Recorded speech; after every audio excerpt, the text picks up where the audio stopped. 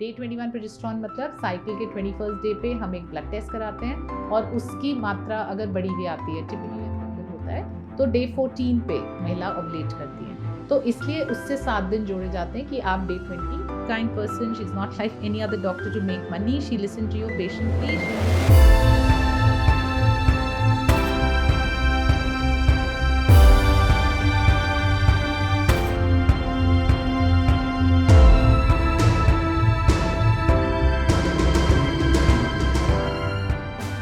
Hi friends, I'm Dr. Shweta Goswami from Ziva Fertility, where we try to welcome hope into your lives as soon as possible. Today in Fertility Fridays, we'll talk about a common topic, which is day 21 progesterone, when and why. So, हम लोग सब when we are trying naturally, हम ये कहीं ना कहीं decipher करने की कोशिश कर रहे होते हैं कि हम ओवुलेट कब कर रहे हैं, क्या हम ओवुलेट कर रहे हैं कि नहीं कर रहे हैं. And it is not always usually required or possible to meet a doctor. तो बहुत सारे टेस्ट हैं जिनको हम ओवुलेशन मार्कर्स कहते हैं. सबसे कॉमन टेस्ट तो होते हैं नेचुरल टेस्ट, जो हम कहते हैं आपके साइकिल्स रेगुलर हैं कि नहीं है, आपको ओवुलेशन वाले डे के अराउंड पेन एब्डोमेन हो रहा है कि नहीं, जिसको हम मिटलशमर्श कहते हैं, आपको क्या वाटरी सर्वाइकल डिस्चार्ज होता है कि नहीं around the time of ovulation.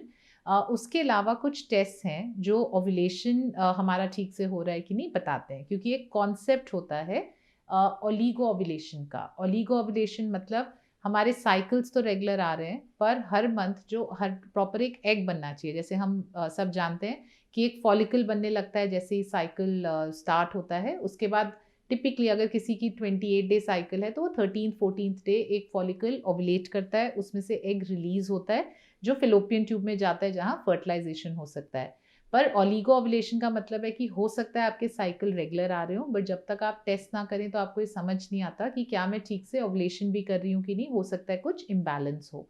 तो एक बहुत कॉमन, बहुत सालों से एक पॉपुलर सिंपल ब्लड टेस्ट है जिसको हम सीरम प्रोजेस्टेरॉन टेस्ट कहते हैं, जिसको सब लोग डे 21 प्रोजेस्टेरॉन टेस्ट भी कहते हैं. डे 21 प्रोजेस्टेरॉन मतलब साइकिल के 21st डे पे हम एक ब्लड टेस्ट कराते हैं और उसकी मात्रा अगर बढ़ी हुई आती है, टिपिकली हम कहते हैं अगर मोर देन 3 नैनोग्राम पर ml होता है, तो हम कहते हैं इस टेस्ट का मतलब है कि हाँ हम ओवुलेट कर रहे हैं. समझना हमको ये है कि क्या डे 21 मतलब सबके लिए डे 21 होता है.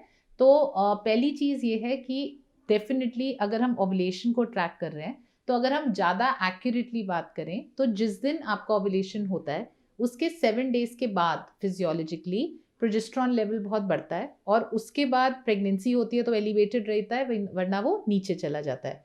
तो अगर आपका ओवुलेशन जो टिपिकल विमेन में अगर एक 28 डे साइकिल होता है तो डे 14 पे महिला ओवुलेट करती हैं, तो इसलिए उससे 7 दिन जोड़े जाते हैं कि आप डे 21 पे प्रोजेस्टेरॉन कराएं. हाउएवर अगर किसी का साइकिल इसी महीने से हम समझते हैं कि एक उनकी 35 डे साइकिल है, तो उस हिसाब से उनका ovulation most likely day 20 day 21 पे होता है. एंड अगर हम उनका 21st डे पे प्रोजेस्टेरॉन कराएंगे तो वो ठीक नहीं आएगा, क्योंकि वो वैल्यू लो आएगी, क्योंकि तब तक ओवुलेशन होके बॉडी में प्रोजेस्टेरॉन लेवल बढ़ा ही नहीं है. तो इसीलिए एक करेक्ट डेफिनेशन इस टेस्ट की होती है कि ओवुलेशन के 7 दिन बाद. बट वो तो क्योंकि आप हर केस में ट्रैक नहीं करते हैं, इसलिए हम कहते हैं कि 28 डे साइकिल है तो आप उसमें से 7 दिन माइनस करके 21st डे पे कराएंगे. अगर किसी की 30 डे साइकिल है तो उन्हें कायदे से इसको 23rd डे के अराउंड करना चाहिए on an average. You have to look at your average cycle, क्योंकि ये भी नहीं है कि हर किसी का बिल्कुल ही सेम डे पे साइकिल आए. और अगर इसी तरीके से किसी की 35 डे साइकिल है तो कायदे से उनको डे 21 पे करना चाहिए. एंड विजिविस अगर आपकी साइकिल शॉर्ट है, मान लीजिए आपका साइकिल जो है वो 28 डे ना होके 23 डे साइकिल है, तो उसमें से 7 माइनस करके मतलब टिपिकली डे 16 पे हमको ये सीरम प्रोजेस्टेरॉन करना चाहिए. तो ऐसे और बहुत सारे ओवुलेशन के टेस्ट होते हैं. एक ओवुलेशन किट होती है, एलएच किट. अल्ट्रासाउंड्स होते हैं जो ज़्यादा रिलायबली हमको एग्जैक्टली बता ही देते हैं कि फॉलिकल ठीक बन रहा है कि नहीं. हाउएवर आउटसाइड इंडिया जो मैंने देखा है, क्योंकि वहाँ access to ultrasound and doctors is very difficult.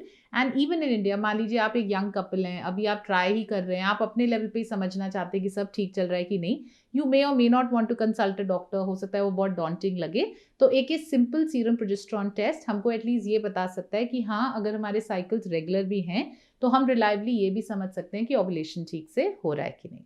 So I hope ये इन्फॉर्मेशन आपको यूजफुल लगी हो. अगर इसके अराउंड या किसी भी और टॉपिक पे आपका कोई भी क्वेश्चन हो, so please feel free to either write in the description below, और या हमारे जो लिंक है उस पर क्लिक करके आप मैसेज कर सकते हैं. Thank you. तो अब हम थोड़े कुछ क्वेश्चंस लेते हैं एंड कमेंट्स जो हमारे व्यूअर्स ने भेजे हैं. तो नागा राजक कह रहे हैं कि what precautions do we have to take during first trimester to prevent eye abnormal. तो नागराज जी, मेरे को ये क्वेश्चन बहुत क्लियर समझ नहीं आया, बट अगर आप ये कह रहे हैं कि हमारे बेबी में कोई एबनॉर्मैलिटी ना हो, तो उसका तो हम यही कहेंगे कि फर्स्ट ट्राइमेस्टर में तो टेस्ट होते हैं. मतलब कि हम लोग अल्ट्रासाउंड करते हैं, NT-NB स्कैन, ब्लड टेस्ट करते हैं, डबल मार्कर, पेंटा मार्कर या NIPT करके. बट अगर बच्चे में कोई एबनॉर्मैलिटी है या नहीं, वो तो एक्चुअली कंसेप्शन पे, जब बच्चा जन्मा था उसी टाइम तय हो चुका है.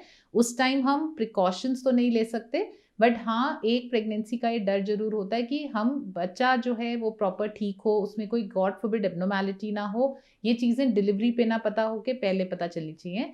इसीलिए महीने के प्रेगनेंसी के 3rd मंथ में ये टेस्ट कराए जाते हैं. और रूही कह रही है, hi ma'am, thanks for the informative video. I just want to know if the estrogen and progesterone tablets given in IVF treatment are safe. Do they have any complications for women in the future? So Ruhi, it's a good question. इसका मैं जवाब यही दूंगी कि पुराने ज़माने में एक फैड चला था जिसको हम कह सकते हैं कि पोस्ट मेनोपॉज के बाद भी लेडीज़ बहुत साल तक ईस्ट्रोजन प्रोजेस्टेरॉन ले रही थी, जिससे वो हेल्दी रहें. लोगों को लगता था कि ये यंग रहने के लिए, विमेन के लिए एक बहुत अच्छा तरीका है. तो ये हार्मोन रिप्लेसमेंट थेरेपी या ईस्ट्रोजन प्रोजेस्टेरॉन उस बाद में लोग बहुत सारे लेने लगे. लॉन्जिट्यूडनल स्टडीज में पता चला कि जिन्होंने 5 साल, 7 साल, 10 साल, बहुत सारे टाइम तक लिया, तो कभी कभी कुछ केसेस में इंसिडेंस ऑफ कैंसर बढ़ा गया, जिसकी वजह से ये बहुत क्लियर एक गाइडलाइन आई कि ऐसे ही हर किसी को जस्ट फॉर कॉस्मेटिक रीजंस ये नहीं लेना चाहिए. बट जब हम IVF या फर्टिलिटी ट्रीटमेंट की बात कर रहे हैं, तब आप बहुत शॉर्ट टाइम, 1 महीना, 2 महीना, बड़ी हद में कहूँगी 6 मंथ्स तक एक हार्मोन थेरेपी लेते हैं, जो अति आवश्यक है क्योंकि वो प्रेगनेंसी को मेंटेन करने के लिए बहुत इंपॉर्टेंट है. तो ऐसे केसेस में शॉर्ट टर्म यूज में estrogen progesterones are considered quite safe and वो देयरफॉर हमको लेना चाहिए. पूजा नागर कह रही हैं, doctor Shweta is a very kind person. She is not like any other doctor to make money. She listen to you patiently. She also give reply on WhatsApp. Thank you, Pooja. I hope you're doing well and thank you so much for your sweet comments. Thank you everybody for your patient hearing. आपके भी कोई भी questions हो, please feel free to reach out to us. Thank you.